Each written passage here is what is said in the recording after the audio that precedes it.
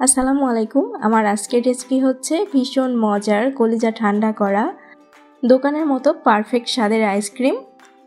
কোনো প্রকার whipped cream বা ইলেকট্রিক বিটার ছাড়াই খুব সহজেই এই আইসক্রিমটি তৈরি করে নিতে পারেন।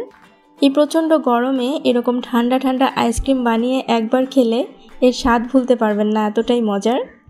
আশা করি আমার আজকের এই আইসক্রিমের রেসিপি সবার অনেক ভালো লাগবে। আইসক্রিম তৈরির জন্য আমি এখানে প্যানে আগে থেকে 4 কাপ দুধ জাল করে প্রায় 3 কাপের মতো করে নিয়েছি। দুধটা ঠান্ডা হয়ে যাওয়ার পরে এতে দিয়ে দিচ্ছি হাফ কাপ গুঁড়া দুধ, 2 টেবিল চামচ দিয়ে দিচ্ছি কাস্টার্ড পাউডার, সবশেষে দিয়ে দিচ্ছি কনডেন্সড মিল্ক। এখানে হাফ কাপের চেয়ে একটু বেশি আছে। কনডেন্সড মিল্ক দিলে আইসক্রিমের স্বাদটা খুবই ভালো হয়।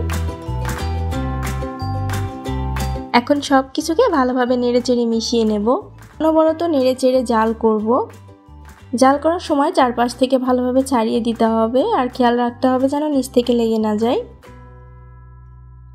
আপনি যদি প্রথমবার আমার ভিডিওটি দেখে থাকেন, রেসিপি ভালো লাগলে চ্যানেলটিকে প্লিজ সাবস্ক্রাইব করতে ভুলবেন না। প্রায় 6-7 মিনিটের মতো জাল করার পরে মিশ্রণটা যখন এরকম ঘন হয়ে আসবে তখন বুঝতে হবে যে মালাইটা রেডি হয়ে গেছে।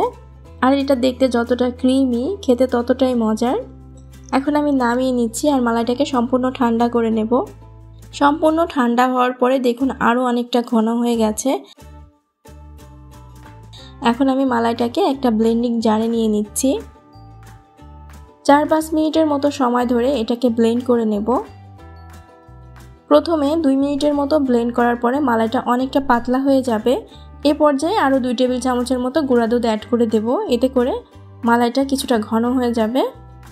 এখন আরও 2-3 মিনিটের মতো ব্লেন্ড করে নেব। তবে মালাইটাকে ব্লেন্ড করে যে বাটিতে আইসক্রিমটা সেট হতে দেব সেটার মধ্যে ঢেলে নিচ্ছি। ঢেলে নেওয়া হয়ে গেলে আমি এভাবে ডিপ ফ্রিজে রেখে দিচ্ছি 2 ঘন্টার জন্য। 2 ঘন্টা পরে ওপর থেকে কিছুটা শক্ত হয়ে গেছে। এখন আমি সাজানোর জন্য কিছুটা বাদাম কুচি ছিটিয়ে দিচ্ছি।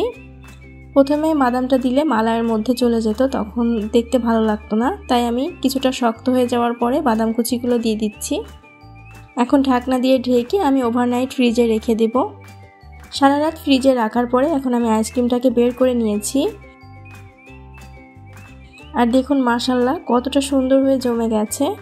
এখন বাটি থেকে বের করে নিয়েছি, দেখুন কতটা সুন্দর হয়েছে। এখন একটু কেটে দেখাচ্ছি, দেখুন কতটা লোভনীয় হয়েছে। আর দেখতে খুবই লোভনীয় আর একদম দোকানের স্বাদে। এভাবে খুব সহজে আইসক্রিমটা বানিয়ে নিতে পারেন। আর খেতে তো মাশাআল্লাহ খুবই মজার। আমার রেসিপিটি ফলো করে এভাবে খুব সহজে আইসক্রিম তৈরি করে নিতে পারেন। আশা করি ভালো লাগবে। আমার রেসিপিগুলো ভালো লাগলে লাইক, কমেন্ট সহ আমার চ্যানেলটিকে সাবস্ক্রাইব করে দিতে ভুলবেন না। আজ এ পর্যন্তই। আল্লাহ হাফেজ।